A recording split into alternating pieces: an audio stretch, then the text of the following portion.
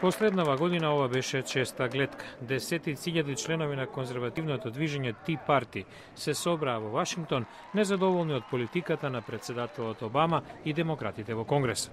Джулија Маклауд учествуваше на собирот во август. Загрижени сме што прави Конгресот Обама.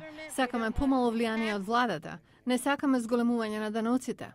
Гневот меѓу конзервативците се должи на фрустрацијата од состојбата со домашната економија, особено невработеноста, вели истражувачот на јавно мислење Питер Браун.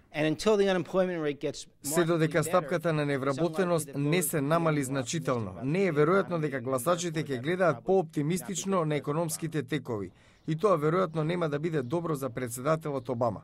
Се очекува републиканците да освојат повеќе конгресни места поради загриженоста за растечкиот буџетски дефицит и гломазноста на владата, смета експертот Џон Фортие од Институтот Ентерпрајз.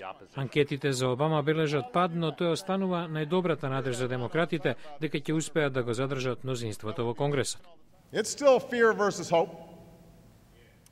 Се работи за заплашување наспроти надеж. Се уште е работа на минато наспроти иднина, одење напред или назад.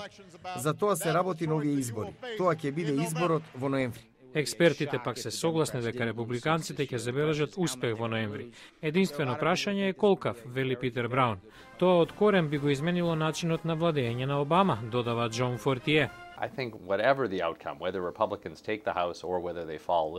Колку и да добијат републиканците, ќе направи да биде различно наредните 2 години. Или мали победи, или голем судир меѓу партиите. Нема да има време за другите нешта на големата легислативна агенда на Обама. На републиканците им требаат 39 места за да преземат контрола врз представничкиот дом и 10 за мнозинство во Сенатот.